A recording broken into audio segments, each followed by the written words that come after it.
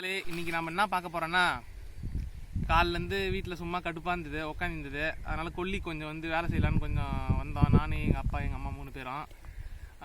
என்ன வேலைன்னா, 3 மாதமாக நெல் போட்டிருந்தோம். நெல் அறுவடை ஆகிட்ட பிறகு கொல்லி வந்து ஒரு 6 சால் ஓட்டி இப்போ கரும்பு நட போகிறோம். கரும்பு நடுறதுனால நம்ம இந்த ஓரம்பாரெல்லாம் க்ளீன் பண்ணணும். ஓரம்பாரெல்லாம் காட்டுங்க. இந்த ஓரம்பாரெல்லாம் க்ளீன் பண்ணால் தான் இந்த ஒட்டில் இருக்கிற கரும்பு வந்து நல்லா வளரும். அதனால் நான் இந்த ஓரம்பாரம் க்ளீன் பண்ணுறது, இந்த மரத்தெல்லாம் க்ளீன் பண்ணிட்டுக்கிறேன். கொஞ்சம் வாழை மரம் இருந்தது, வாழை மரத்தையும் க்ளீன் பண்ணுறதுக்காக க்ளீன் பண்ணிட்டோம். அப்போ தான் இனிமேல் தான் அது கொலையே தள்ளும். சரி வாங்க, எப்படி நம்ம வேர் பறிக்கிறதுன்னு பார்ப்போம்.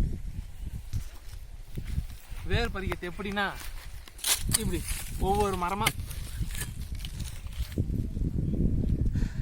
வேர் பறிக்கிறது. இது ஒன்று ஒன்றா வேரை சுற்றி மண் எடுக்கணும். வரலன்னா கொத்தி எடுத்துடணும். இதுதான் வேர் பறிக்கிறது. இது ஏன் கையில் போட்டுக்கிறேன்னா, ஒரு 3 மாதமாக வேலை செய்யாமல் இருந்து இப்போ நேற்று வேலை செஞ்சேன்னா கை ஃபுல்லாக கொப்பளம் போட்டுக்கிச்சு. அதனால் இந்த சேஃப்டி ப்ரிகாஷன்ஸ்லாம் நம்ம எடுத்துக்கணும். இல்லைன்னா நம்மளுக்கு உடம்புக்கு தான் பாதிப்பு அதிகமாக வரும். இப்படி இருக்கிறதுல அப்புறம் இதை வேறு அப்படியே இது அழைக்கணும். வேறு ரொம்ப ஆழமாக இருக்குது இதில், அதனால் கொஞ்சம் நேரம் ஆகும். இல்லை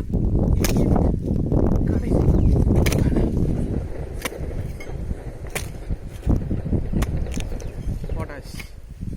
இந்த வேர் பறிக்கிறது தான் அடுத்த வாட்டி தொழுத்து வராமல் இருக்கும். எப்படி ஒரு 6 மாதத்துக்கு வராமல் இருக்கும். மழை பெஞ்சு திருப்பி வரும். நம்ம அடிக்கடி க்ளீன் பண்ணிக்கினே இருக்க வேண்டியது தான். அடிக்கடி க்ளீன் பண்ணால் தான் நம்ம கொல்லி வந்து சுத்தமாக இருக்கும்.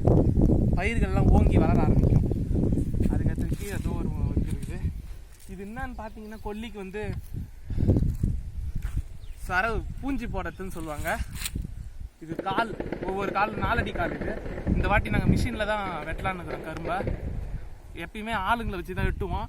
இந்த வாட்டி நாங்கள் மிஷினில் போடலான்னு சொல்லிட்டு 4 அடி கால் போட்டுக்கிறோம். நடுவில் உள்ளார போகிறதும் மிஷின் தான் போகும், களை கொத்தத்துலாம். அதுக்கும் தனியாக வண்டி இருக்குது.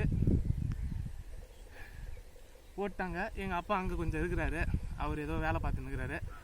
சரி, இந்த vlog உங்களுக்கு பிடிச்சிருந்தா லைக் பண்ணுங்கள், சப்ஸ்கிரைப் பண்ணுங்கள், ஷேர் பண்ணுங்கள். நன்றி, வணக்கம்.